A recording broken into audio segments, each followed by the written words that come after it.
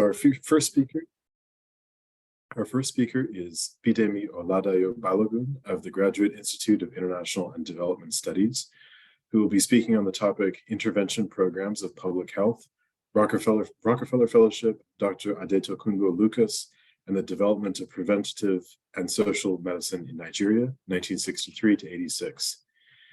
Bidemi's research area broadly includes the history of politics and health in Nigeria, and his current research, entitled Colonial and Post-Colonial Engagements in a New World Order, Nigeria, the UN, and the WHO, 1945 to 86, examines the history of and politics of healthcare in British West Africa with a focus on Nigeria.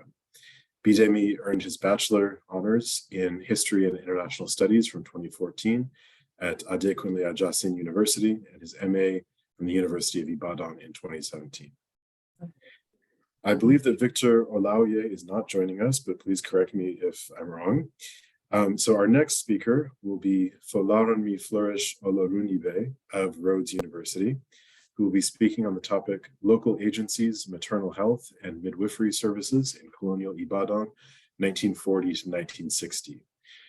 Currently, she is a postdoctoral research fellow at the Rhodes University African Studies Center in South Africa, and she received her doctoral degree in history from Rhodes, where her doctoral thesis was entitled A Social History of Midwifery Practices in Colonial Ibadan, 1893 to 1960. Her research interests are in the areas of social and medical history, with a specific focus on midwifery, infants, and maternal health services in colonial locales. In 2022, she won the Postdoctoral Fellowship Award of the African Humanities Program of the American Council of Learned Societies. And in 2020 and 2021, she won the German Research Foundation under Germany's Excellence Strategy Funding Scholarship to complete her doctoral studies at Rhodes University. She is a winner of several conferences and research grants and has been supported by the Institut Français de Recherche en Afrique. Our next speaker will be Oluwaseun Otosode Williams, also of the Graduate Institute of International Development Studies, who will be presenting on the topic Food as Medicine, Human and Animal Malnutrition in Colonial Nigeria. Williams is a doctoral candidate and teaching assistant at the International History and Politics Department of the Graduate Institute of International and Development Studies in Geneva. And he earned his bachelor's and master's degrees in history and strategic studies from the University of Lagos. His current research interests intersect in the histories of veterinary public health, nutrition, commodities, and colonialism in Nigeria. And Williams' ongoing doctoral study explores the history of veterinary science and livestock capitalism in Nigeria within the context of the entangled relationship between humans and animals. And finally, our comment will be by Professor Helen Tilley. Professor Helen Tilley is a professor of history at Northwestern University with a courtesy appointment in the Pritzker School of Law.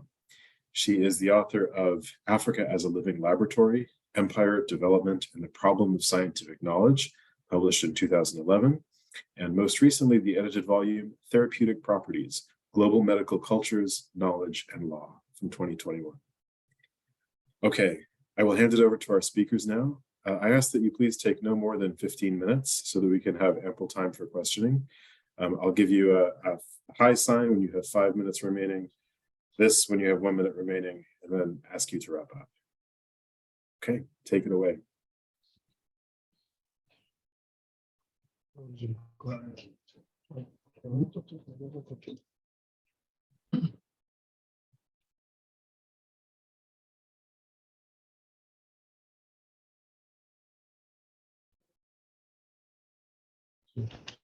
Yes, thank you very much. My name is Bidemi Oladayo Balogun, and I'll be presenting on this topic.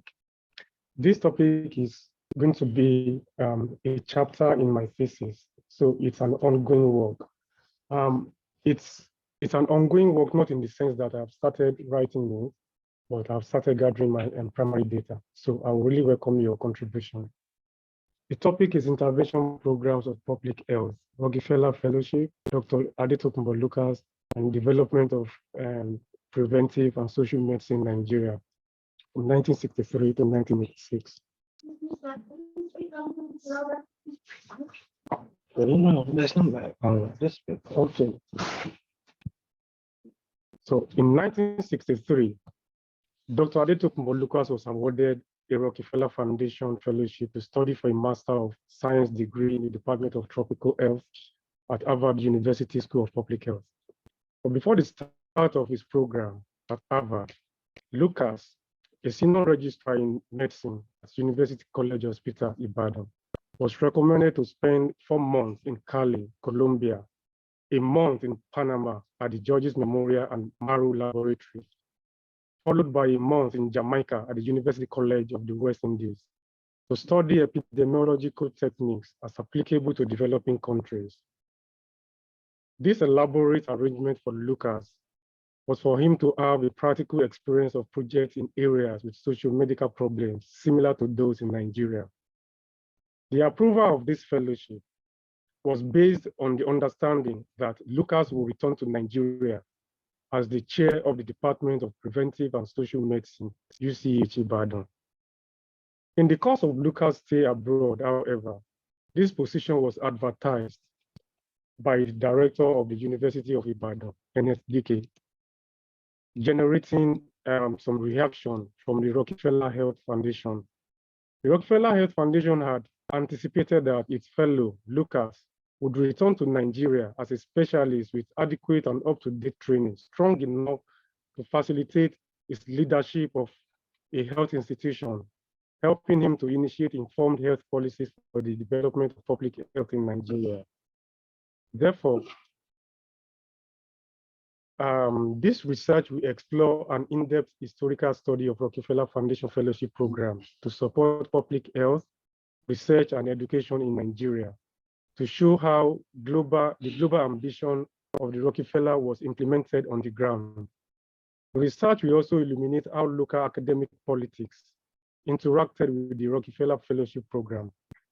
By focusing on the cohorts of Rockefeller Fellowship fellows in Nigeria, and especially on Lucas Adetokunbo, one of the most distinguished recipients of this fellowship. The research will illuminate the role of fellowship programs in strengthening both individual and institutional capacities. The chapter will additionally examine the controversy that ensued about the position that Lucas was planned to return to after his fellowship. The research will also show how the Rockefeller Health Board intervened in the many discourses to ensure the emergence of Lucas as the chair of the department. So the archival document there reflects the controversy, the disappointment, that followed the advertisement of the post that Lucas was supposed to head when he returned to Nigeria. So text there may not be clear enough to read, so I typed it out here, and it reads: This is from one of Rockefeller officials in Nigeria, and he said the question of Lucas being appointed professor was discussed with Kenneth Dickey. It was pointed out that that's Rockefeller Foundation, had given a scholarship to Lucas on the basis of Wike's promise that Lucas would be made head of the Department of Preventive and Social Medicine on his return. They are now edging on this. They referring to the University of Ibadan, and especially the Vice Chancellor of the university at the time. Dickey says that the post has been advertised, that Lucas will apply, and that he hopes Lucas will be the one to be appointed.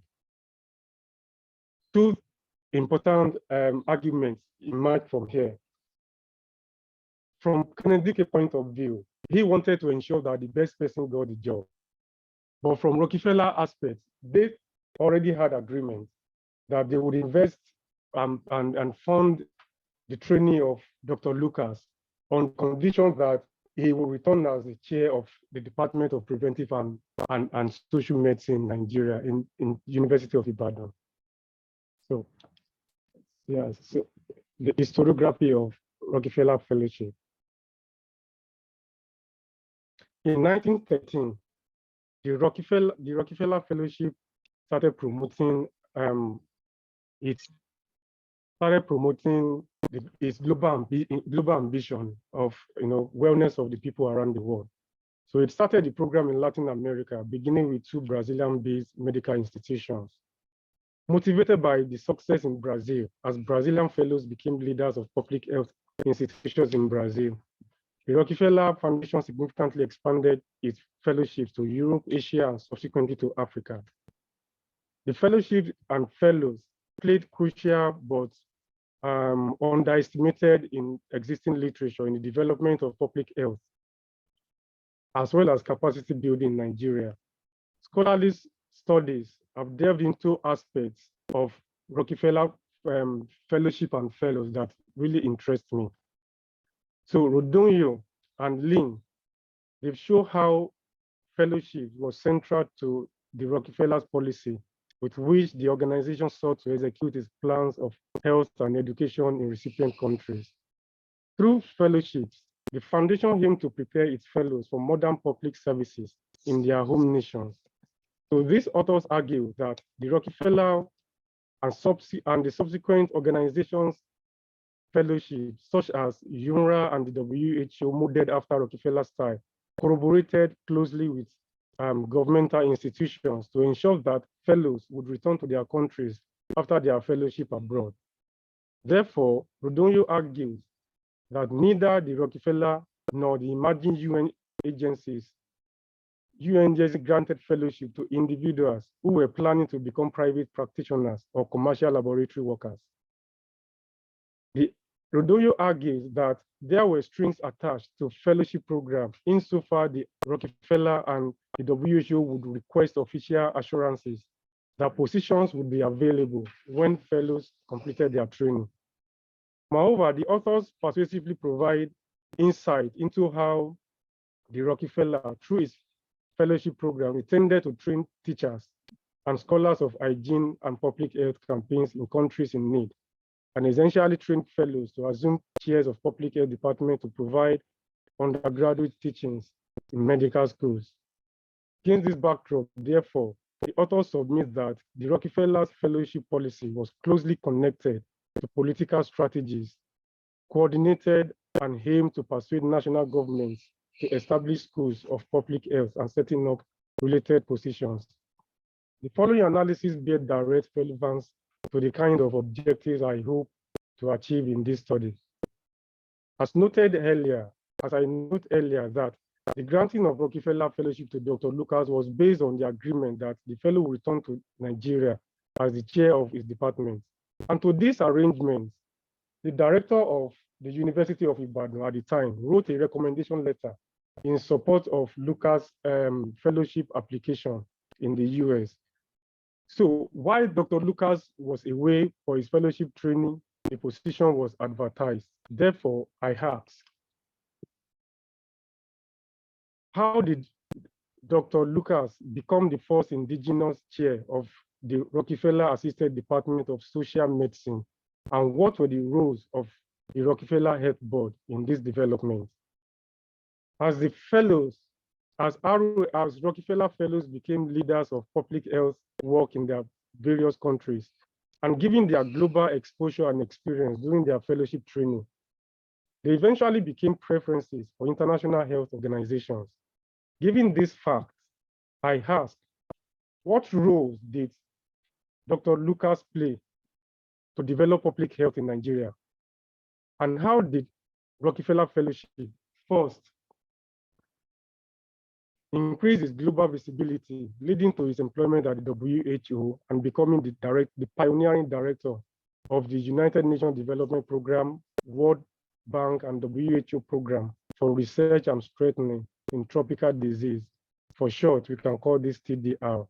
And second, how did Rockefeller Fellowship influence the setting up and running of global fellowship programs as the head of the TDR? The sources. This research relies on data from 3 major archives to provide answers to the question posed above. The Rockefeller Archives in New York in America here, the WHO Archives in Geneva, and the University of Ibadan Archives. The challenges I anticipate in the process of visiting this archive, especially the WHO archives and the University of Ibadan archives, is that beginning with the University of Ibadan, the University of Ibadan archives is not the same as the National Archives Ibadan. All right, so the University of Ibadan archives is currently under rehabilitation, and assessing it is quite a big problem. But there is a way I intend to mitigate this problem by, first of all, coordinating with the activists in charge of this archive, and then to work with other people who are familiar with the archives. And then the WHO archives, especially the TDR archive. I'm not sure how many people have consulted the archives. So the files and, the archives is arranged in a very complicated way that makes it very difficult to access. I have checked with the chair of that archive, the archivist in charge of it. And when I asked him I wanted to work there, he sent me, folder numbers numbering from 1 to about 4,000, and just asked me to choose what I wanted. And then the finding aid of, the online finding aid is also not working, quite well in the way that you could rely on it. But from the 4,000 files sent to me, I've been able to identify 50, it took me about 2 weeks to do that. And I'm still, interrogating with the rest, hoping to get more. And then in addition to that, I'll be using oral history. And then I'll be interviewing Mrs. Stella Lucas. That is the wife of Dr. Lucas Adetokunbo. Dr. Lucas Adetokunbo, unfortunately, is no longer with us. He passed away in 2020. So I'll be interviewing the wife, who, of course, knows a lot about the husband, and especially about the university politics, that the husband had to struggle with before becoming the chair of the preventive and social medicine in Nigeria, in the University of Ibadan. And also I'll be speaking with Dr. Patricia Rosenfield and Mrs. Sue Block-Tyrrell. These two women worked directly with Dr. Lucas when he was the director of TDR. So the scope of the study, the research begins from 1963, the year that Lucas was awarded the Rockefeller Fellowship, and ends in 1986, marking the end of Lucas' 10-year tenure as the director of the TDR, where Lucas headed and transformed the TDR into a special program.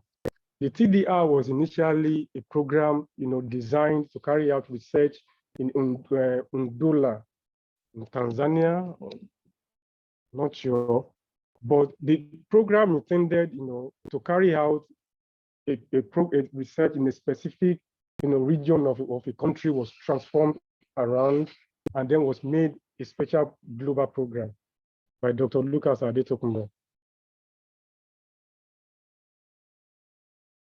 He did that through the extensive efforts of all the scientific working groups within the TDR and their grantees, along with the very important innovative work of the Research Capacity Strengthening Group. All this group drew on and supported expertise, both from developed countries and global south. I think this work is interesting, especially because it is capturing local voices within the WHO. The history of global health has often been written from the metropolitan point of view, ignoring efforts by experts from developing countries to the development of global health. So I hope that this work will, promote the much needed decolonized approach to writing history of global health, where, African and especially Nigeria and its populations will not be seen as mere recipients of global health interventions, but also as equal actors, in the development of global health. Thank you for listening. Thank you very much. Next up, we have Dr. Olorunibe, who I believe is joining us online. Greetings, everyone. Can you hear me? Okay, I am currently having a challenge with power supply here. I actually envisaged I was going to have this challenge, so I made a pre-recorded video and I sent it to the organizers live there. So I guess they'll be playing the video for us to see my presentation.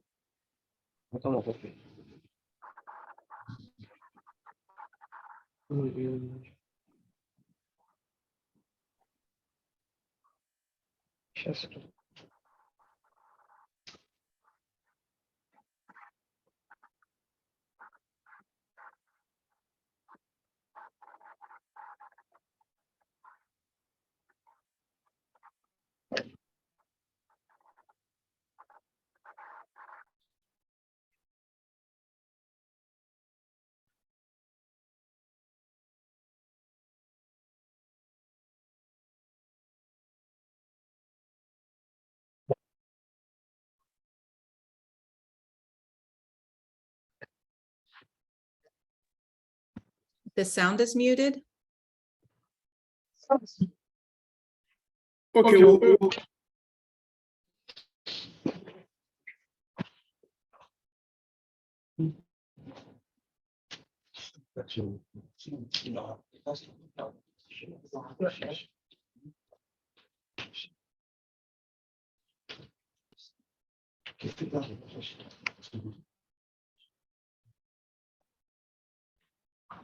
to the study. Thereafter, I will allow. Greetings, everyone. I am Folarami Flourish Olorunnibe, and today I will be speaking on the topic local agencies, maternal health, and midwifery services in colonial Ibadan, 1930 to 1960. Before going into the details of the study, permit me to quickly run through the outline of this paper. I will start by giving a brief background to the study. Thereafter, I will highlight the principles, the research questions that will be guiding this study, followed by the events that led to the emergence of a local agency, the IPDC in Ibadan from 1940 through 1960. The contribution of the IPDC to the development of maternal and midwifery service delivery, and also colonial maternal health care and midwifery, the contributions of the IPDC to colonial maternal health care and midwifery policy in Ibadan during this period. And lastly, I'll be examining the IPDC as a legitimizing agency for Western midwifery practices during this period of our study. To begin with, the role of local agencies in the development of colonial and missionary aid institutions has often been overlooked in studies on European medicine in Africa.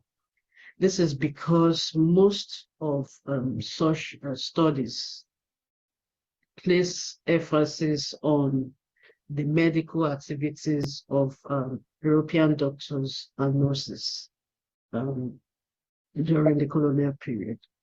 However, revisionist scholars such as Alexander Harland, Clement Masakure, Glenn Kube, and a host of others have countered these positions by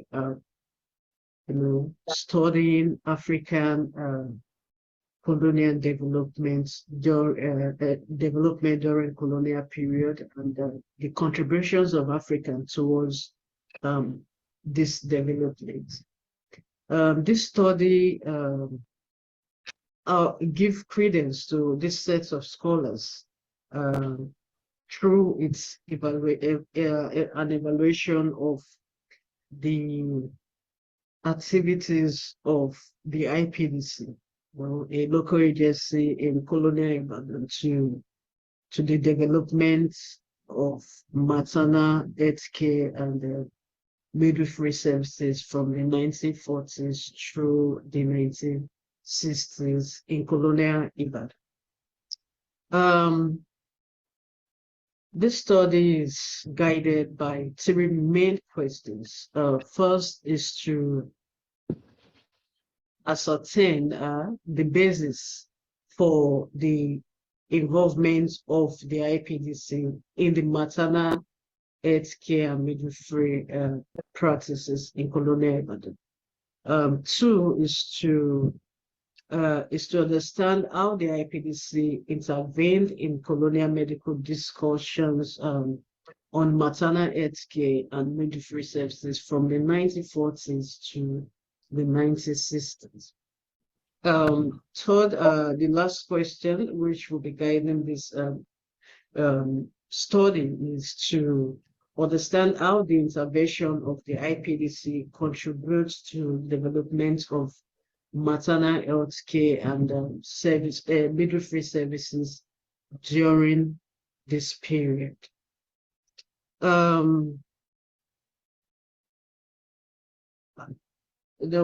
In understanding the events that led to the emergence of the IPDC in the 1940s, is to take into consideration the political atmosphere in Africa during this period. Is to understand how the political atmosphere was, and how tense the political atmosphere in colonial Africa was during this period. This was as a result of the nationalistic movements that emerged after World War I and intensified after World War II. The movement, the nationalistic movement, actually brewed a consciousness amongst Africans that they began to demand and seek social and economic changes, and exerting, more pressure on the colonial administration to provide certain social infrastructures for the African population. Largely, the rising of African nationalist consciousness during this period led to the increased cries for better and standard medical service delivery in places like Ibadan. This was coupled with the aggravated concerns on healthcare amongst the people of Ibadan. These healthcare concerns includes the ill treatment of patients at maternity clinics and hospitals by hospital staffs, the standard of maternity facilities, and the growing need and urgency for more institutionalized maternity facilities due to a growing and soaring population of people patronizing the only available maternity hospitals and clinics during this period. This period was filled with various protests, various complaints from women attending some of these facilities in colonial Ibadan, and some of these issues were publicized in colonial newspapers, about the standard of maternity facilities, the treatment of pregnant women, and so on. Consequently, in order to achieve immediate results in addressing the issues the complaints, that kept coming, and by women, and in order to create an atmosphere that will eliminate the various complaints made by these women. The IPDC was it was suggested by the Olubadan and the chiefs in council that the IPDC be established to help facilitate the establishment of maternity homes for antenatal care and delivery. The IPDC, the nomenclature of the IPDC, it's an institution that was created by choice. The IPDC is actually composed of traditionally high-ranking officials in the council of the Olubadan who are influential among the Ibadan people. They are selected and rotated by the Olubadan and chiefs in council as representatives of the people on maternal health related issues for a period of 2 years.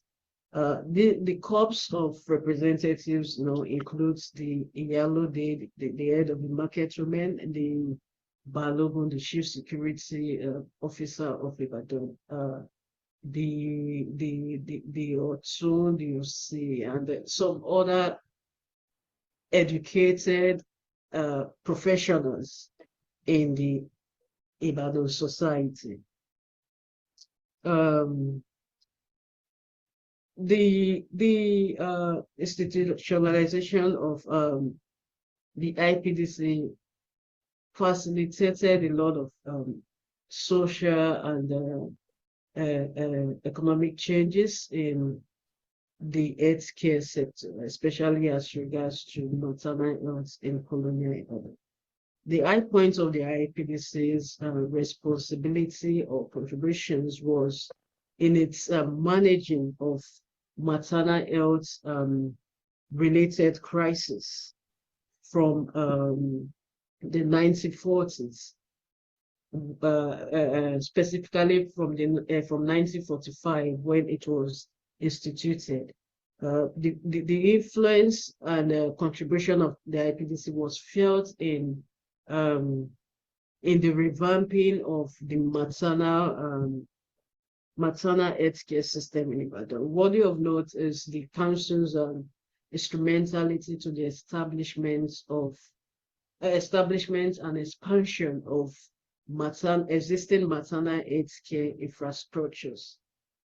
The IPDC was able to achieve this through, dialogue, mitigation, petitioning of colonial and medical officials, petitioning of the colonial government, resolutions and recommendations.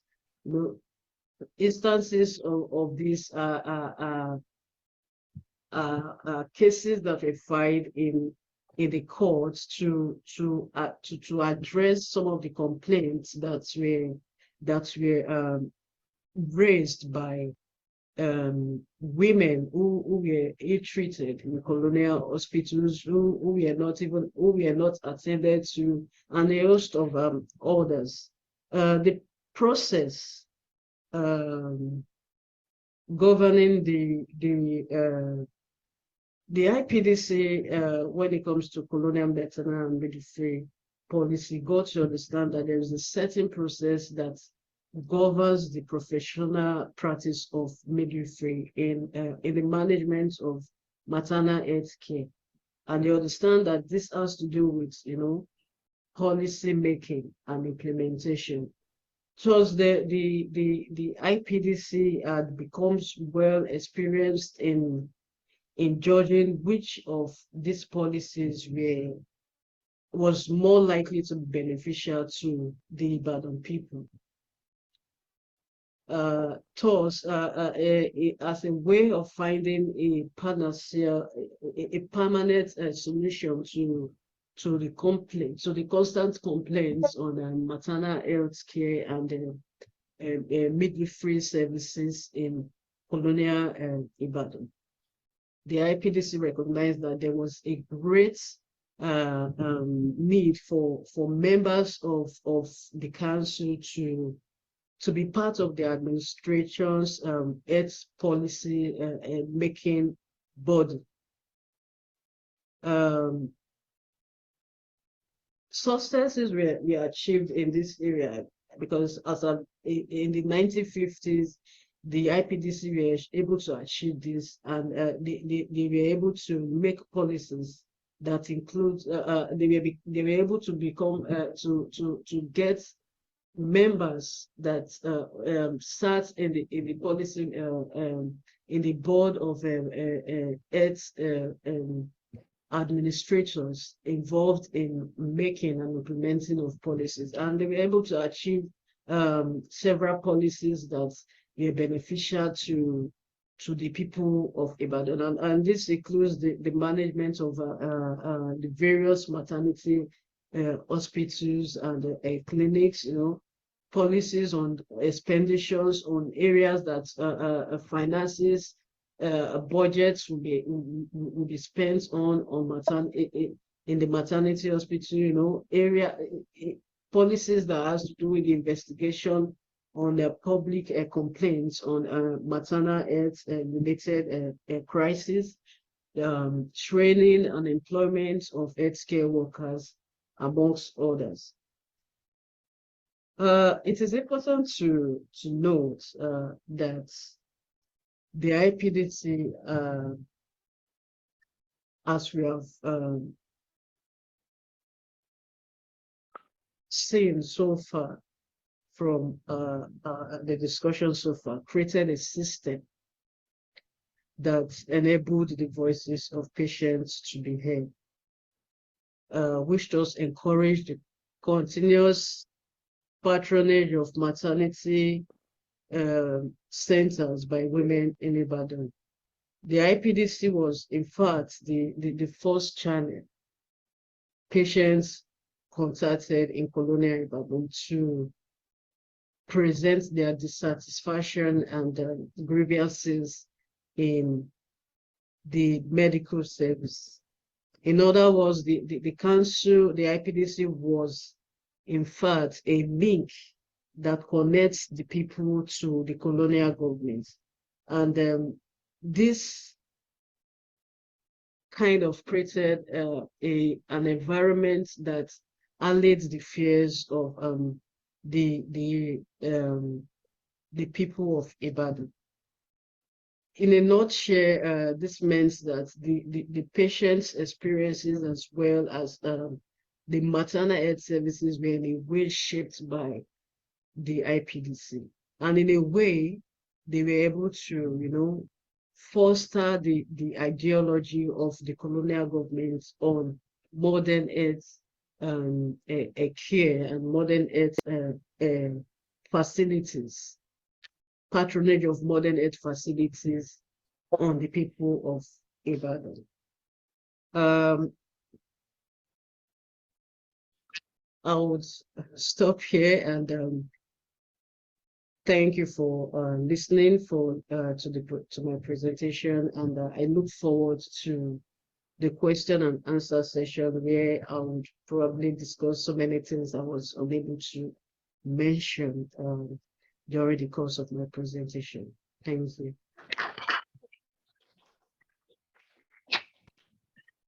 Thank you very much. Okay, our next speaker is Oluwaseun Otosode Williams.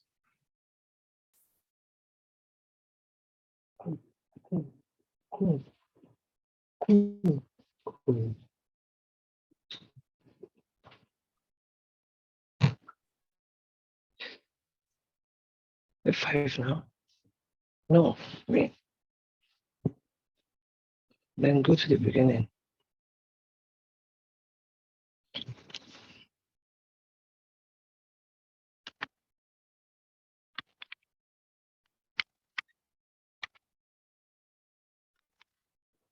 So, good day, everyone. My name is Sean Williams, and I want to present on this topic, food as medicine, human and animal malnutrition in colonial Nigeria. So, I am going to skip the outline so that I can, focus on my presentation substantively. In 1936, Dr. Edgar Barton Worthington declared that nutrition lies at the root of many of Africa's problems. This bold-faced remark by Worthington was very reflective of the ideologies of the times, especially among colonial administrators and even in academia. This was the time when dietary deficiencies were being identified increasingly as important factors in the causation of diseases, not just in humans, but also in animals. So for Worthington to say this, he was basically typifying what was commonly held among scholars and among colonial administrators. Okay. Oh, you can't see any slide.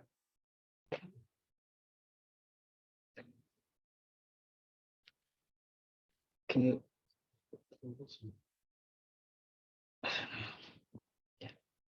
Yeah. I think the PowerPoint is open actually. I think the PowerPoint is open. Use the PowerPoint. I don't know. No. Check the PowerPoint. Check the PowerPoint.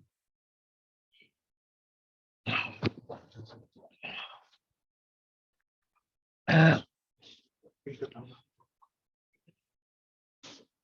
don't know. All right.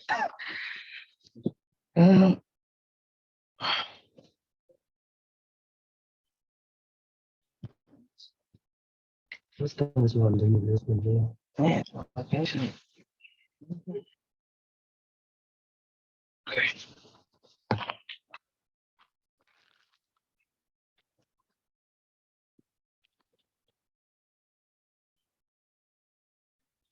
Well. Okay.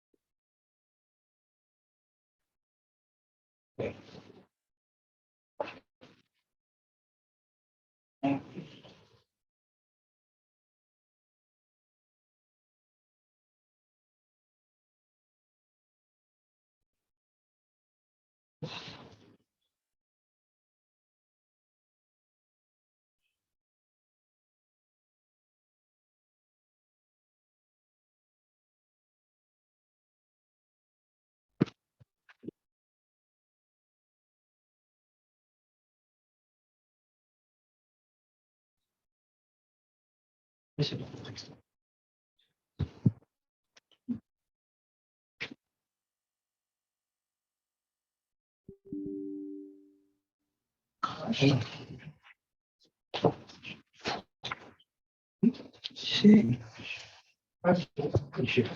Oops. Okay. Why are you? Can you? We can show you. Okay, let me see whether I can.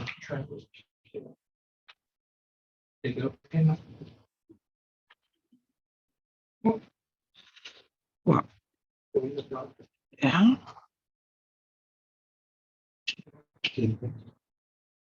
Yeah, we're trying to work on it. We'll be back. Yeah, don't worry too much about it. We can do without if need be. Well, pretty paper, so I don't know. we can get some minutes. Okay, let me see. Wait, so 1 second.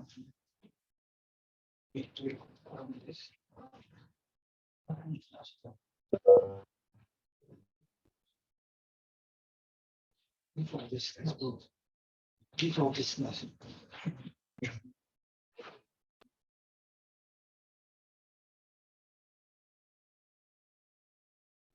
You want to just, Yeah, I can just. or you can, Yeah, you can just let the room see. Maybe they won't see on Zoom, right? okay, maybe we'll see. Yeah. Okay. But so Okay. Yeah, let me just see. so just show it in the room, right?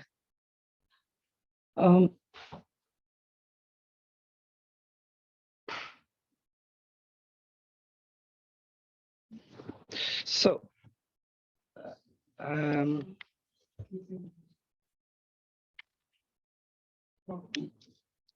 So I was speaking about, the statement, the bold-faced statement by Washington in 1936, and the fact that this statement was very reflective of the belief or the ideologies among colonial administrators and scientists, not just nutritionists, because this was the period when nutrition science was just emerging.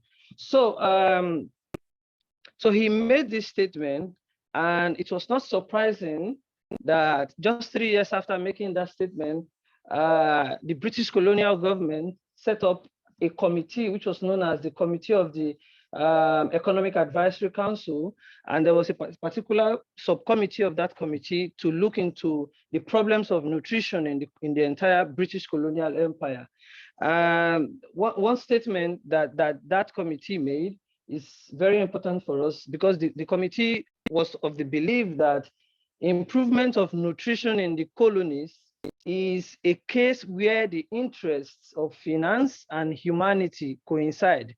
So, to put that simply, the interest of finance is the imperial economic fortunes, the finances of the British colonial government itself. And then the interest of humanity is just to say that if the British colonial government is able to improve nutrition in the colonial empire, they will be able to improve the well-being of the people. So this was more like a humanitarian, the second arm of the agenda, which was of a humanitarian perspective. So in this presentation, I'm going to focus on two kinds of malnutrition that was discovered during this period. And this is protein deficiency in humans and mineral deficiency in livestock. The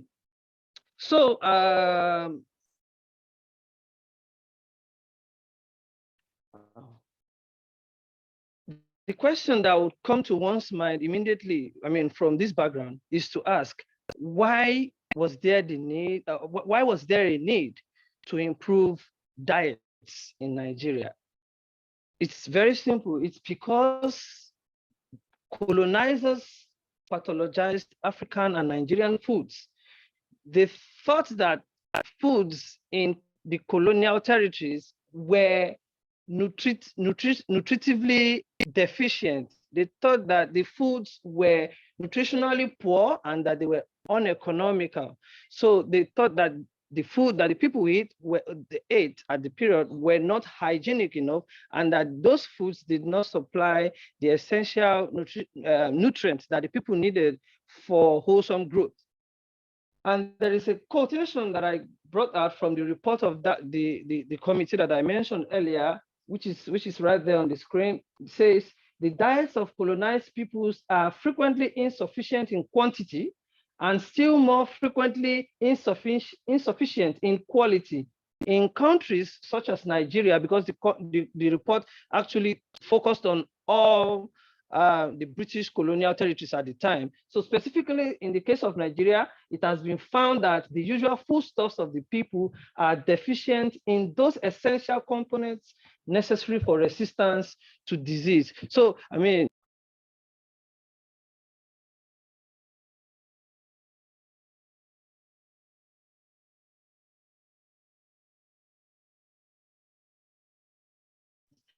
and modernism to peoples in the colonized territories. Yeah, so now I would briefly talk about, the emergence of this new science of nutrition. So during the 1920s until the 1940s, this was the time when dietary deficiencies, scientists were beginning to agree on the fact that dietary deficiencies played a very important role in the causation of diseases. And different scientists were going into different colonial territories.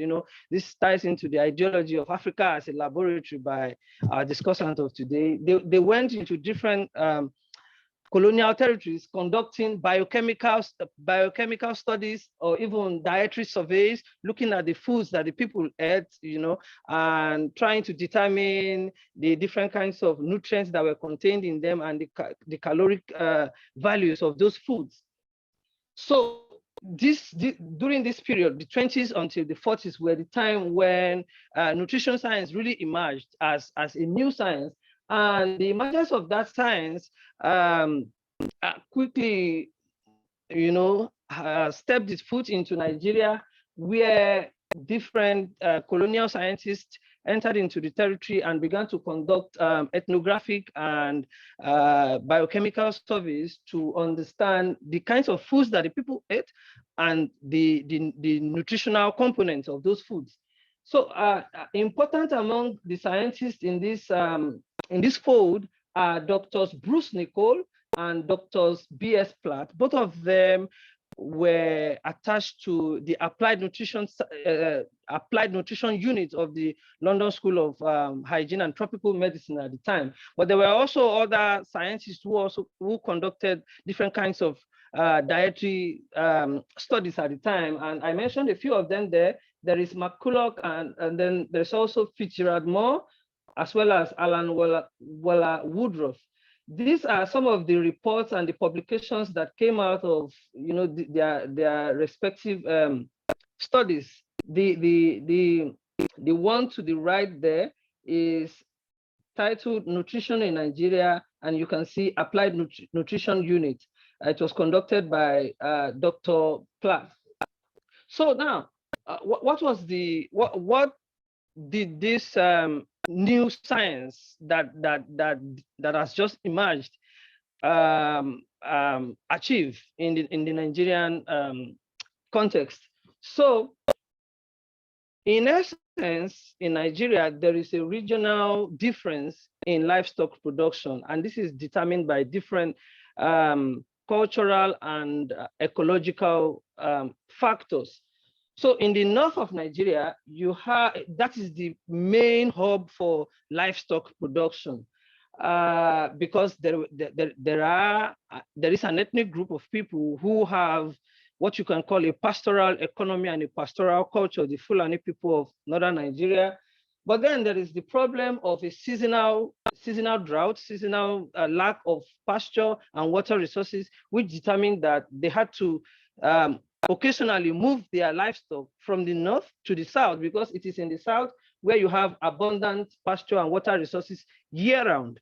But then there is a negligible livestock production in the south, simply because the south of Nigeria is the area where you know as the Tsetse belt, where you have the tsetse fly that constituted a menace to livestock production. And so this shows that there is some sort of mutuality or interdependence between both regions. But then, as a result of this ecological reality, the studies by these colonial scientists led to the discovery of deficiencies in Nigerian human diet. But in order to do this, they first had to understand what was it really that the people in Nigeria ate. And it was found that in the north, the main staples were cereals such as millet, wheat, millet, wheat, and rice. And then there were the quantity of meat that was consumed in the north, because it is the area where there was significant livestock production. The quantity of meat produced in that area was comparatively greater than what you have in the south. So in the south, you have occasional small quantities of meat being consumed. So the scientists agreed on the fact that there was serious deficiency of animal protein, not just any kind of protein, because there were also plant-based proteins in some of the diets across across colonial Nigeria. But they discovered that there was deficiency of animal protein in the diet of the people. And then there were different kinds of laboratory and clinical studies that were conducted in which they try to establish links between certain conditions, certain health conditions and diseases with these kinds of nutritional reality. So in this case, there is Dr. Woodruff, who wrote several papers establishing links between this protein malnutrition in the people and anemia in pregnancy, as well as kwashiorkor or protein malnutrition in childhood. And this was done at the University College Ibadan, the University College Hospital, where in southwest Nigeria. And then another series of study by Dr. B.M. Nicole established that cases of hepatomegaly, which is liver enlargement or liver problems, as well as cirrhosis, which is also a liver disease or liver damage. He found this among Isoko farmers and other peasant communities in the southeast and south-south of Nigeria. So, and then this is a map that was sketched by Dr. Nicole, in which he was trying to point out the different kinds of malnutrition in different parts of Nigeria. But I mean, so in this map, even though you cannot see it very legibly, he discovered different kinds of malnutrition, including even vitamin malnutrition.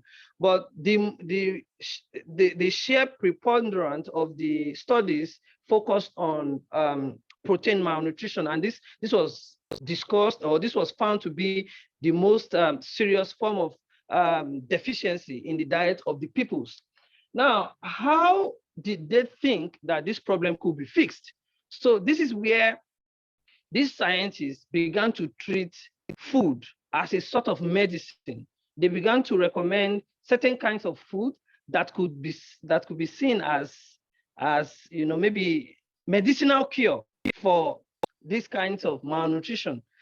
So the cure for this animal protein malnutrition is to get the people to increase meat production and meat consumption. And then there were different kinds of campaigns and initiatives by the colonial government to achieve this, including propaganda, in fact. But then in order to increase meat production, there has to be an increase in livestock production and livestock commerce. And to get that, to realize that, they recommended different strategies to increase or develop livestock production and commerce, which included the creation of livestock improvement centers, the creation of central abattoirs and meatworks, in which case they proposed that the animals, instead of moving them live on foot or sometimes by train from the north to the south, they proposed that a central abattoir should be created in major centers of livestock production in the north, such as in Kano, that central abattoirs and meatworks be created there, whereby you can now kill the animals there, and then you have canneries and refrigerated vans that would move the meat cold from the north to the south, because it is in the south that you have a very high demand for meat, because at this point there was significant population increase in the south because of the creation of colonial cities in the south, and then there were a lot of industries and colonial offices that were scattered all over the south. So, but beyond all of this, they also proposed that something called the humane killer. I mean, you can see the paradox of that, or the oxymoron in that there should be something called the humane killer, which is some sort of electric stunner or a bolt gun that should be introduced in the process of slaughtering the animals, because they said that the process by which the people traditionally slaughtered the animals was inhumane, was barbarous, was cruel, and was unhygienic. So these were the different kinds of propositions by which they could get the people to increase meat production and in effect increase meat consumption. And you can see these are just two of the reports that were produced from their studies. And from the outlets in which they released the reports of their studies, you can see that you can see the logic of recommending food as some sort of medicine, because Woodruff published almost all of his studies in the British Medical Journal, while this article by Nicole was published in the Journal of Clinical Nutrition. So you're at time, then, so please start wrapping up. Okay. In the process of achieving increments in livestock production, this led to the discovery of deficiency even in the diet of the animals, because it was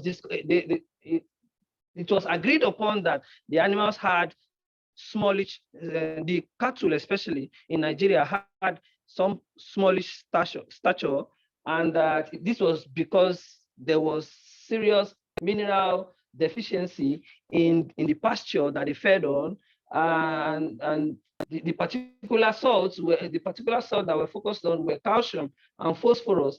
And this is the report of a study that analyzed more than 80 species of pasture that were consumed by Nigerian livestock, in which case it was discovered that these grasses lacked different kinds of minerals that were essential for the livestock themselves to grow well.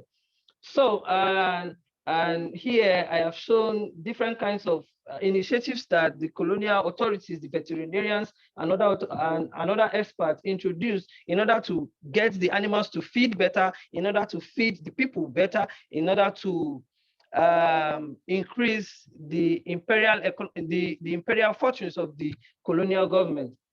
So I will basically skip this, and so this is a framework that I came up with to understand all of these dynamics. So basically, the colonial government was trying to improve human nutrition by fixing animal protein deficiency in human diet. And this would lead to imperial economic gains, because the people will become better labor force for the colonial government, but when their well-being has been improved. But in order to improve human nutrition, you have to increase meat production and meat consumption. And this would require the development of livestock capitalism, the development of livestock production and livestock commerce. But then that would also require improving the nutrition of cattle, of sheep, goat, because they discovered that the diet of animals also lacked essential nutrients. Okay, I'm going to have to ask you to wrap up because, okay, there you go. Great, thank you. We now turn to our comment by Professor Helen Tilley. Great, thank you so much. And I'm going to see if I can set my timer right now. I want to quickly thank the Lagos Studies Association for inviting me to be here, and Saheed Adarinto for putting me on this panel, because it does overlap with my interests quite a bit. So what I'm going to do is first just pose some questions that step way back from the papers that I'd like all the panelists to think about, and they're questions I think about. So when your primary sources are largely official records, how do we as scholars and historians breathe life into an analysis of this kind, like an analysis of bureaucracy or a council or a medical profession or a maternal health question or the science of nutrition?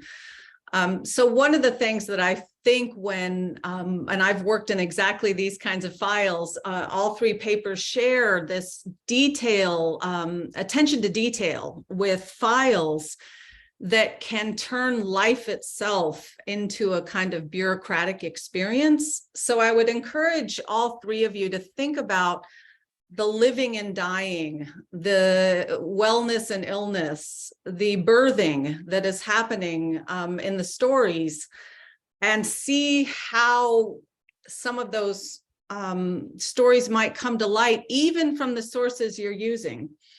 The second thing I just encourage, and it's the complementary point, what experiences and ideas are left out of official records, and how could you read against the grain? I already heard some of you doing that in your oral presentations in ways that weren't quite emphasized as much in your written work, and also connecting the dots. One thing that I notice with a lot of very tight archivally based studies, and I include myself in this, is that the deeper past gets quickly erased. And so change over time has to be almost the totalizing experience of colonialism, or the early post-colonial decades.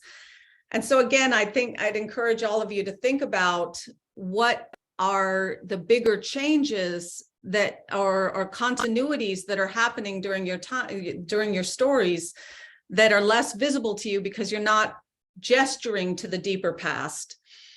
And the flip side of that is, why do your stories matter, and for whom?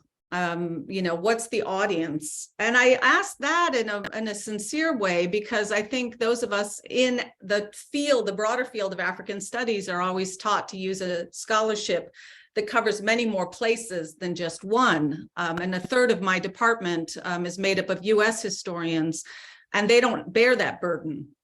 So there is we live in an unequal world, and our disciplines do weird things. But it makes me think, especially about skill sets and languages that you all bring to your work, that may not even be used because you're using colonial records. And again, that's another invitation to think outside the constraints of some of these methods. And what could people figure out together? One of the things that I'm noticing and becoming quite frustrated with historians is how we don't work together, and we don't pool our evidence. And so we remake wheels, and we say somebody else has figured out X, so we have to work on Y. And then nobody really understands X. So I just think there is room for us collective imagination, even as we struggle with the constraints of getting jobs and publishing individual papers. So my next comments are just going to look at puzzles, scholarship, and some of the contradictions in colonialism itself that I feel maybe are being flattened out a bit in the papers, and also encouraging all three of you to pin down changes over time, or specific changes. When are things happening? So I really enjoyed Bidemi's paper.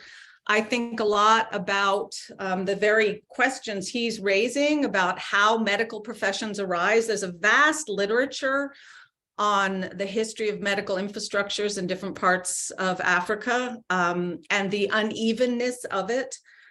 I also felt like there's still a hidden story with the history that he explains around the Rockefeller Foundation's role and DK's insistence on advertising the position. And I felt like if there is more there to that controversy, you owe it to your readers to really flesh that out, because it could be the puzzle on which the entire analysis hangs.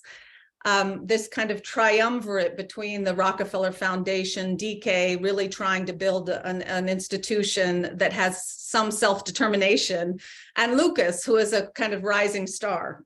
So I really think that needs to be developed more. The World Health Organization also did exchanges, and there was a big controversy in 1961 over the fact that only 5% of its fellowships between 48 and 61 had gone to African countries. So that was a big issue in the World Health Organization in the 1961 Assembly. And it just so happens that in 1964, we had the first president of the World Health Assembly from Nigeria, Moses Majakodunmi, a gynecologist and obstetrician. So if the WHO is part of your analysis, it might be interesting to look at the role of Majakodunmi and whether he interacted with Lucas. Now, Lucas wrote a 600-page autobiography that I'm now dying to read. And I feel like we didn't get much of that, and treat that judiciously. I think we didn't get much on philanthrocapitalism and the vested interests that the Rockefeller Foundation brought to many parts of the world. The studies on Latin America that you gestured to could be elaborated upon. I'm going to leave it there because I know there are people in the audience who want to ask questions. And I'll move on to Folaranmi's paper, which I also found incredibly rich. The 1956 controversy that you uncovered around the Ibadan Provisional District Council and its role in drawing attention to the 300 women who were turned away from the Adeoye Hospital seems to me, again, a controversy that you could begin your whole chapter with if this is a single study. I feel like the way your paper was written, the stakes of what was happening to human beings got buried. And so we got the bureaucracy first. We got, where did the IPDC come from? How did it play a role? And I do think there's a little question about terminology in terms of it being part of the people or a local agency. I think figuring out the language around intermediary, maybe calling it an advocacy group, a bottom-up advocacy group, which I think most accurately describes it. They're still elites. They seem just as elite to me, at least as I read it, as the Lagos Ladies League in terms of the things I've read about that. So I think maybe focusing on how to describe the IPDC would help. And what we miss here is a little bit more on the women literally giving birth and caring for themselves. You use the language of traditional birth practitioners, but that's not what anyone would have called themselves at the time. And I think this is where language skills could come in wonderfully to talk about what category of people the women might have turned to. I think that missing is a framework. I don't think the Eurocentrism of medical history is quite as precise as maybe an approach around the history of reproductive politics, which is robust in various parts of Africa. So I was thinking of Lynn Thomas's book in particular, The Politics of the Womb. And I think your analysis of the IPDC as an intermediary fleshes out the politics of the womb really wonderfully, and you could use that framework. And I'm just curious whether overpopulation and family planning ever come in. Emily Kalachi is working on a project in which she cites some Nigerian material from the 1950s, so it overlaps with yours. Your questions are terrific. I thought the focus was really tight and exciting. I'm just encouraging a little more of putting the stakes of the analysis in the front of the paper, because the stakes are quite real. A miscarriage, women being turned away, the devastation of maternal mortality, which barely scratches the surface. But again, Claire Wendland's latest book on maternal death might give you some thoughts. The last paper, again, another wonderful, rich reading, The Science of Nutrition. I've written about that myself in my book. I've written about Worthington, and Worthington uses the idea of Africa as a laboratory in that 1936 article. And he says, it's a natural laboratory. We can just study the differences in dietary habits because people are eating different foods. I agree with a lot of your analysis, but I actually think, and so there are three components: the criticism of the focus on finance and labor of kind of colonial capitalism, the ethnocentric hubris of colonizing mission, and the malnutrition fetish. I think your evidence actually on the malnutrition fetish turns some of that on its head, which is why I want you to think about contradictions in your evidence. The science of nutrition was used to challenge modernity itself by some of the same people you're citing. So John Boyd Orr worked closely with E.B. Worthington when they began to understand how malnourished people in Scotland were in the lead up to the First World War. They said this is an indictment on industrial food production. And there was a gesturing to rural livelihoods and the relative nutritiousness of subsistence farming.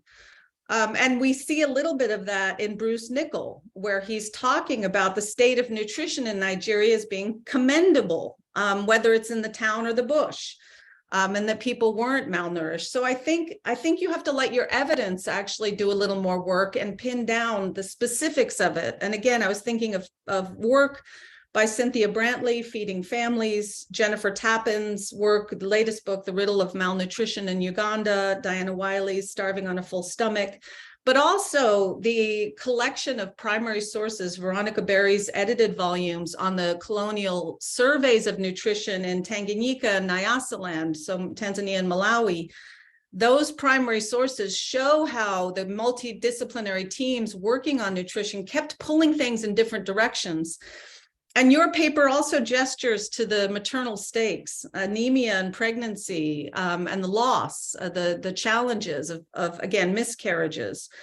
And you also get some of the stakes around dietary deficiencies in animals. And so rather than imagine this as just pathologizing, and it was, I mean, you're not wrong. I think it's also important to see how things kept pulling in different directions. So Nigeria, especially northern Nigeria, was a site of ecological studies of tsetse flies and trypanosomiasis. And some of the people leading those studies said some of the very things you're saying in your essay as a criticism in the 1930s.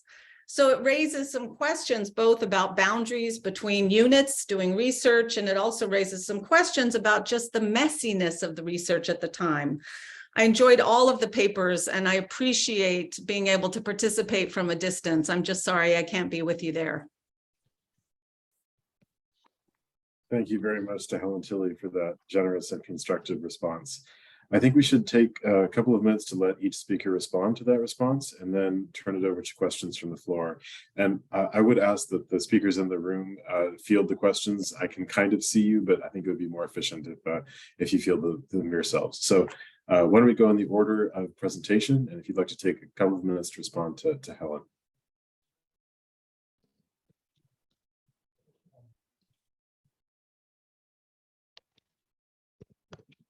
Yeah, thank you for these contributions. I think a lot of it, I will be treating it as contributions rather than questions.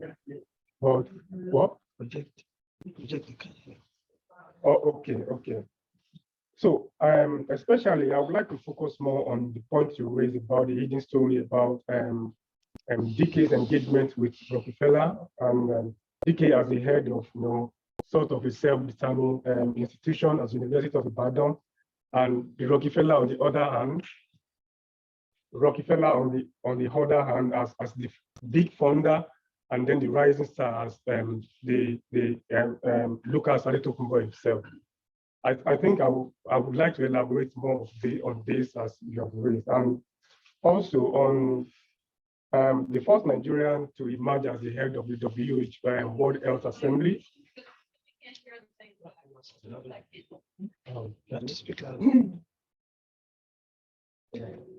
And also about the first Nigerian to emerge as the World Health Assembly and its contribution, and how this may overlap with the contribution of Dr. Adetokunbo Lucas as the director of TDR.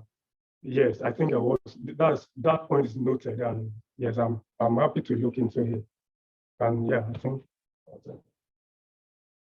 Okay, thank you very much, Professor Tilley, for those very useful comments. And yeah, so for me, I totally agree with your point about the messiness of the claims and arguments of the experts, even during that time. I completely agree, because I mean, while I was reading through the sources from the different scholars, the moment I got to the real primary sources by B.M. Nicole, from the three main arms of the National Archives in Nigeria and from the UK, I mean, it was as if Nicole was turning everybody's heads, I mean, the other way around, because he was making arguments that he thinks that the diets of the Nigerian people were relatively sufficient enough, especially when he compared that with what happened in many other tropical societies and other colonial societies. But even in all of this, he himself still went along to agree on the fact that, okay, so there is some sort of malnutrition. So I'm basically saying that I completely agree on this point about the fact that the different scientists were coming from, I mean, very different backgrounds, ophthalmology, medicine, and agriculture, just name it. So their leanings were sometimes even contradictory. So I'm going to try to really center these, contradictions in the sources itself. And then on the point of focusing to, giving priority just to colonial official sources. I actually, as part of the design of my doctoral project, I intended to, or I should say I intend to conduct ethnographies in some abattoirs and different, meat markets, cattle markets in different parts of Nigeria.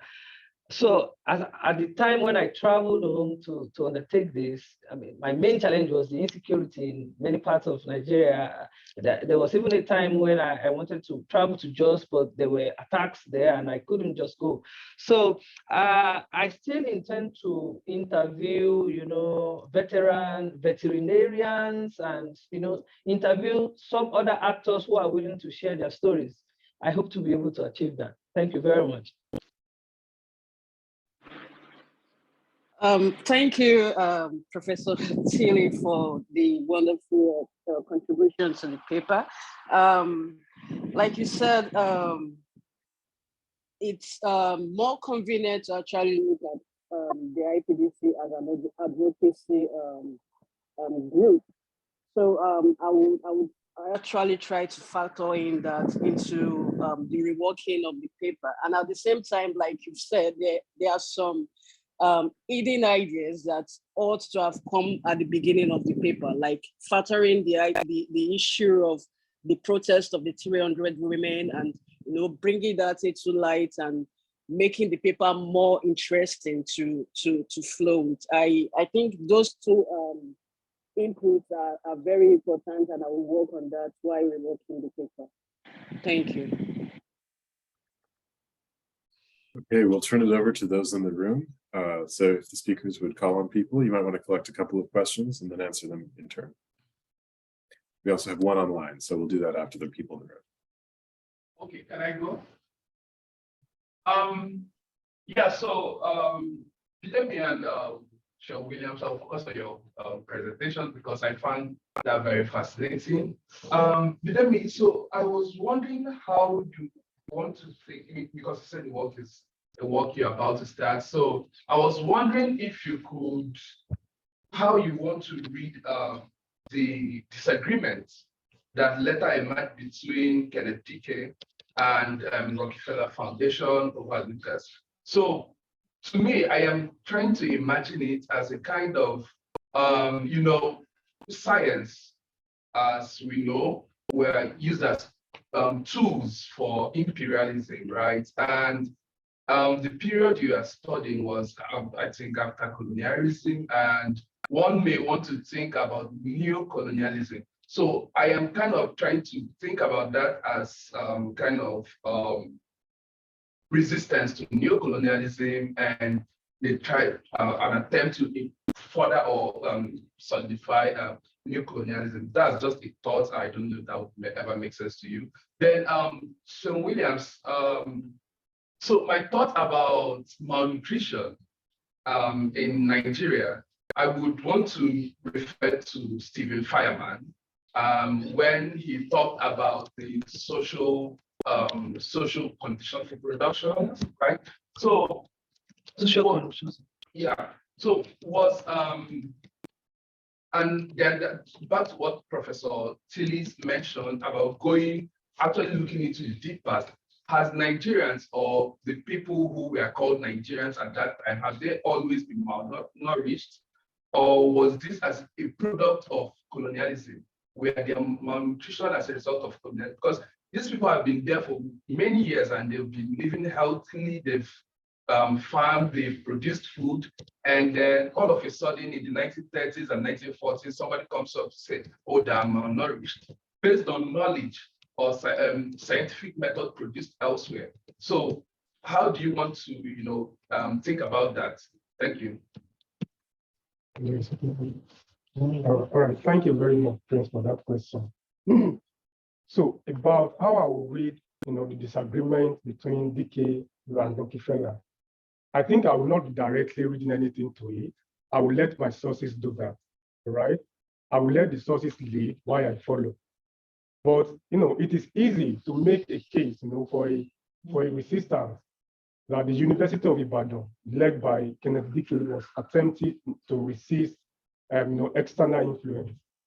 But on the other hand, one will look at it differently. The Rockefeller Foundation, had a policy that once they grant a fellow, a scholar, an expert from your institution, once a fellowship is granted, it is usually based on the agreement that there will be a position that the fellow will return to, after their training abroad or wherever. In the case of Kenneth Dike, he agreed to this, and as a matter of fact, wrote a recommendation letter. All right. So whether he later turned around, maybe that was an attempt, to resist external forces. I wouldn't say directly here. I don't have any data to support such claim. But like I said, I will let my sources do that. All right. I will let the sources lead while I follow. Yeah. Okay, so thank you. On this question of on the question of what was responsible for the production, in quotes, of malnutrition in colonial Nigeria, it's a problematic question to really answer, right? And this is true for many other colonial societies, and there is a robust literature on this. So for me, for a critical mass of residents of colonial cities during this period, well, you may say that yes, the dynamics of colonialism itself played an important role in the production of malnutrition in the population, because as a result of what you could call colonial modernity, colonial development in specific colonial cities, they began to emerge a significant urban population who were completely removed from agricultural production. They didn't produce the food that they ate, so they depended on other peoples to farm and to supply them with foodstuff. So whatever the people were going to eat, these colonial urbanites, whatever they were going to eat, depended much on what other peoples decided to produce in surplus and to sell to where. So the nature of these colonial urban societies contributed to the kind of food that the people ate and the kinds of nutrients that they got from what they ate. But then for other peoples or the majority of Nigerians at that time who were not living in the colonial urban centers, what I think really is the fact that a good number of these colonial experts didn't pay attention to the social realities that predetermined or preconditioned the kinds of food that people ate in this axis. So there were some of these scientists who didn't pay attention to the fact that, okay, so there was serious problem with the presence of tsetse fly across a significant part of southern Nigeria. And they didn't pay attention to different other problems, different other conditions that would not allow people in certain parts of the country to be able to produce or to be able to engage in livestock farming. And so by not paying attention to this in some of their studies, I mean, what they were just concerned with was, some of them were actually careerists, they were concerned with, conducting studies and releasing publications to be able to advance their own personal careers as experts in this new this emergent field of the science of nutrition. And indeed, many of them actually rode on the show, on the shoulders of these kinds of studies that they conducted to be able to attain significant positions, even in global health organizations and even in different colonial governments. So it's a problem. It's really a problematic question to answer. What really is responsible for the production of malnutrition, or even if there really was some sort of malnutrition? As Professor Tilly has pointed out, there were serious contradictions in the literature.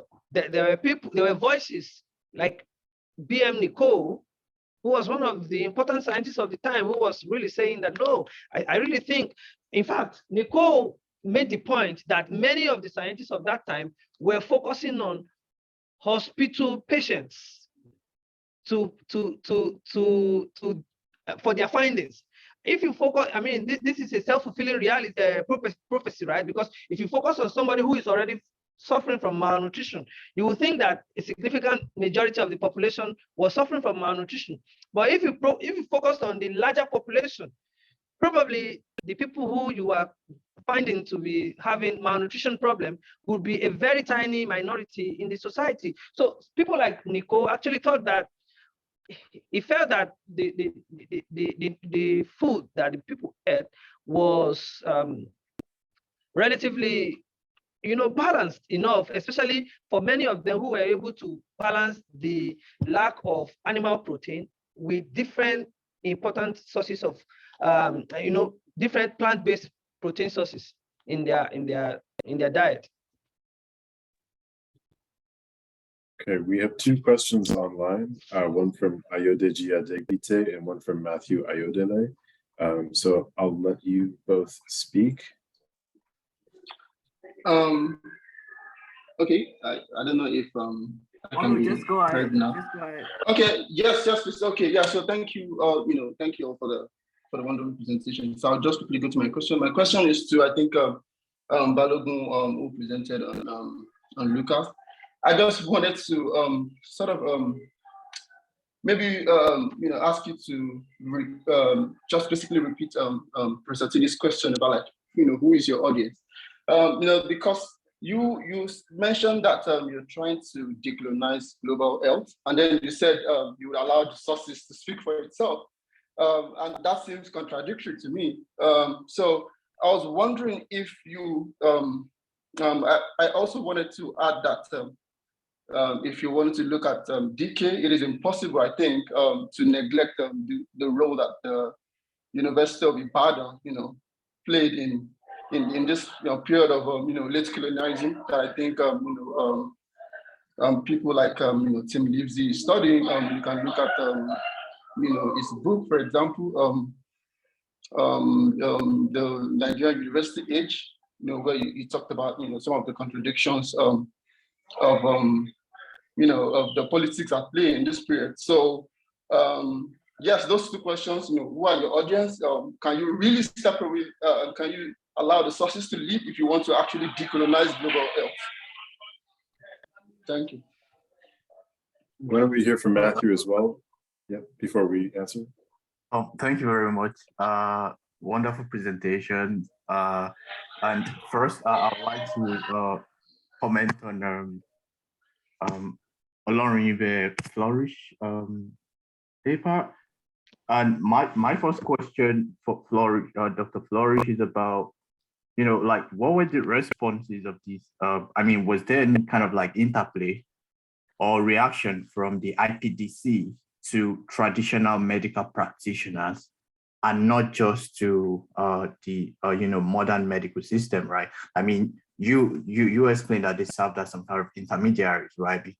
Between the local people and the modern hospitals. But did they also like play a role between the local people and traditional medical practitioners, because before this 1940 period, we also saw, the advocacy for, acknowledgement or, integration of traditional medical practices in Nigeria this period.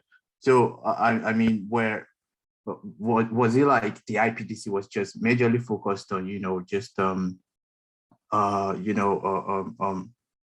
majorly focused on, serving as intermediaries between modern hospitals or like modern health system and local people, and neglecting traditional medical practitioners? I mean, that's my first question. And then my second question is about,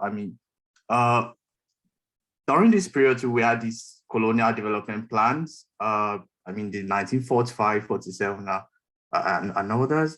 I mean, what these colonial development plans also a reflection of, probably like hospitals or dispensary developments in Ibadan at this period, right? Would you say these colonial development plans also like, kind of probably articulate local people's interests? Was there any form of, expansion in medical system at this period? Yeah. So that's those are like the two questions that are for Dr. Flourish. And then for Sean Williams, so it's actually a very great presentation, but there was a statement about humanitarian perspective of the colonial government when you were talking about how scientists were actually actually making this research about nutrition. I would also like to point out that it's the humanitarian perspective has also like been debated severally. Like, it's majorly not humanitarian. It's actually majorly about more or less about using African bodies as environmental lab, just like Professor Tilly actually mentioned. And with this, I also like want to talk about probably this concept of slow violence, from Rob Nixon. How this dietary system or like nutritional system had also like contributed some kind of slow violence in the African bodies. And that's why you have issues of malnutrition and kwashiorkor. And for me also, coming from Chris Otter's book on diets for a large planet, talking about how Britain actually used most of its colonies for outsourcing of food production, and taking the history of even Nigerian food production to this change from food crop to cash crop, and how this actually also influenced the dietary system of Nigeria at this period, right? Then then taking it also beyond that to think about what John Knott also said about politically informed ordering of African nutrition, right? So looking at all these perspectives and then giving a case study of animal milks, because you were also talking about livestock, you were talking about how these scientists were saying, oh yeah, we should focus on improving animals, we should focus on changing the dietary form. Don't you also like see some kind of capitalist nexus in this whole outplay kind of, because when you're talking about animal milk, then you're talking about infant baby infants feeding, you're talking about industrial milk, you're talking about all these things, and then you're talking about a movement from traditional practices or like from exclusive feeding system, breastfeeding system, to industrial baby milk.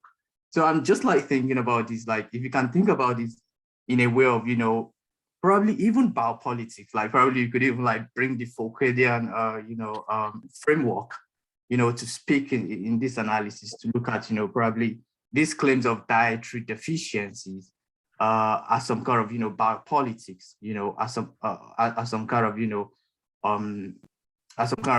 ordering the African nutrition and just within this perspective kind of. Yeah, I just like really want to comment on that, and yeah, and probably like if you have any contribution to say about it. Thank you. Okay, if we've got maybe one more brief question from the room, we can take that, and then we'll hand it over to our speakers to respond briefly to those questions. I see one in the back. Yeah.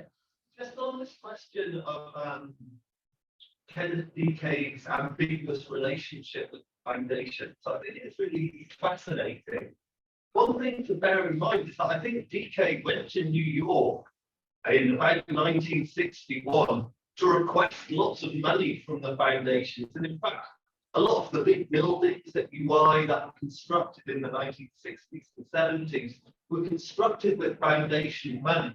So it'd be really interesting to hear more, either now or perhaps in a year or two when you've had a chance to do some more work on this, about how to kind of conceptualize DK's relationship with the foundations.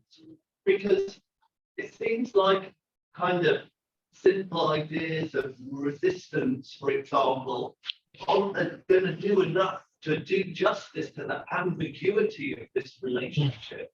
But it's a really fascinating project, and I'm looking forward to see what you come up with. Thank you. Okay, thank you. So we're going to give each speaker 1 minute to respond to those questions, which I know is impossible, but do your best. All right, and thank you, Ayodeji, for your question. Your concern about my audience and my sources. You fear that by interrogating, colonial sources, I may not be able to write a decolonized history of global health, from the Nigerian perspective. But part of my sources also is to combine oral interview, in which I'll be interviewing the wife of the late Dr. Lucas. Also, there was an ongoing project before Dr. Lucas died in year 2020 to digitize his lived experience, by, in the form of oral interview. But in the course of that project, unfortunately, Dr. Lucas died. But about the project had gone about 60 or 70%, into achieving its aim. And I'm in talks with this group of researchers, who carried out this project, and getting that also will help me, to write the kind of decolonial approach that I want to bring into this study. And about the ambiguous relationship between Kenneth Dike and Rockefeller Health Foundation. I think I also read a diary during my last visit to Kenneth Dike archives, where some persons from the University of Ibadan referred to Kenneth Dike as Rockefeller boy, in quotes. So at some point, I don't understand how the relationship changed, between 1961 and 1965. But I'm also interested in finding out that. Yeah, thank you. Dr. Flourish, you want to go? Yeah, Matthew, Ayodeji, thank you very much for your question. And I must say there are questions that poses more in-depth analysis and in-depth reflections on my study. Like the first question which you asked is to understand how the IPDC was able to, interfere in the traditional practice of midwifery. This is an area that I would want to explore further and see if this was actually the case. But from the 1940s, which is the period of this study, what was tenable at that time was just the institutionalization of colonial medical practices, which is the focus of this paper. But you've called my attention to an area that I would want to actually also want to know what the situation was like when it comes to traditional medicine. Talking about the 1945 to 1950 development policy on healthcare system, I want to believe this also influenced the interest of the IPDC on colonial medical policies on maternal health care system in colonial Ibadan.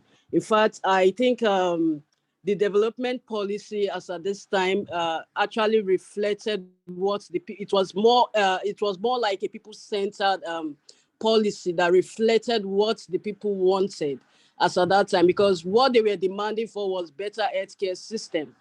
And if you look at the development policies on healthcare during this period, it was centered around all these discourses, all these complaints. So I think it actually articulated what the interest of the people.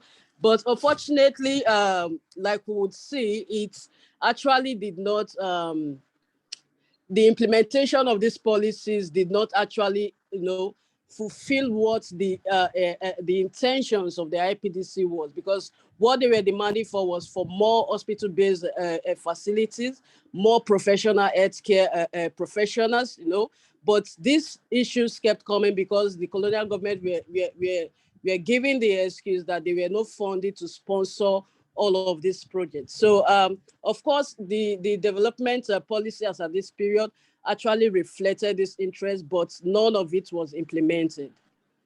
So, thank you. Okay, so Matthew Ayodele, thank you for your comment. For me, my reading of the dual agenda of the colonial government in propagandizing malnutrition, interspecies malnutrition in Nigeria, my reading is more of a colonial political economic perspective, and not, I mean, I wouldn't lean more towards the thesis of biopolitics. And the reason for me, if you look at the kind of framework that I presented in the last slide of my presentation, unfortunately, you were not able to see that on the Zoom, but basically, it was obvious from all of the readings that what was paramount for the colonial government was imperial economic fortunes, in colonial economic gains. But they had to couch that in some sort of humanitarian rhetoric in order to, give it some justificative force, and this is obvious in the fact that when the colonial government is able to achieve the development of livestock production and livestock commerce, they would be able to extract more cattle tax or more livestock tax. In addition to that, when they are able to feed the people well or feed the people better, the people will become better workforce for the colonial establishment or for the colonial economy. So basically, by getting the people to eat more meat, increased sales of livestock would be achieved, and then this would translate to mean increased livestock commerce. So my reading of all of this is more from the angle of colonial political economy. What was really expedient to efficiently or to run the colonial government efficiently with regards to funding the colonial government. This is what I think. So the humanitarian rhetoric was basically to also, give it some sort of justification. Thank you. Okay, well, thank you very much. We are unfortunately over time, so we'll have to leave it there. But please join me in thanking our fantastic panelists, our respondent, and also the LEGO Studies Association for putting this together.